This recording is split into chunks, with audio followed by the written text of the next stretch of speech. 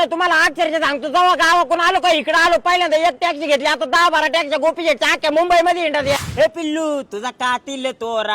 हो ते railway station वरून सामान घरी पोच करायचं होतं, येता का? अरे तुम्हाला काय मी काय हमाल बिमाल वाटतो का? इथं टॅक्सी ड्रायव्हर गोपीचेट म्हणतात आणि तुम्ही मला डायरेक्ट बॅगा व्हायला लावी, तर देऊ काय कान पडत ठेवून वा तिकडे पुढे बघा एखादा आम्हाला असलं तर असं. त्याच्या तुम्हाला काय सांगू, काल मला पाहुणे बघायला आले, आता काय मला लग्न करायचं वय का? पैसा पाणी कमी तर देतोय घरी, तर घरच्यांनी लगेच लग्नाचं आयला कोणाच फोन आला?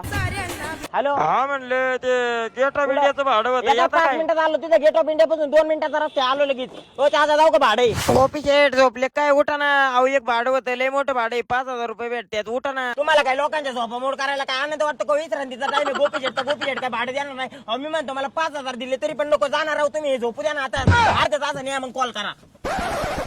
चाचा आपको भी पता है गोपे कैसे है? कल वो अंकल आया, उसको बोला मैं छोड़ता है तुमको, तो वो बोला नहीं क्या 10 रुपए कम है, 10 रुपए कम है तो साइकिल से जाओ ना आप, इधर टैक्सी में क्या है? 1 2 3 4 तरी 500 कमीच भरतात. खुशाल गोपी घेतला बाहेर देशातला माणूस गंडून गेला 500 रुपयाला, म्हणजे किंमतच नाही राहिली. जाऊ दे काय झालं ते झालं.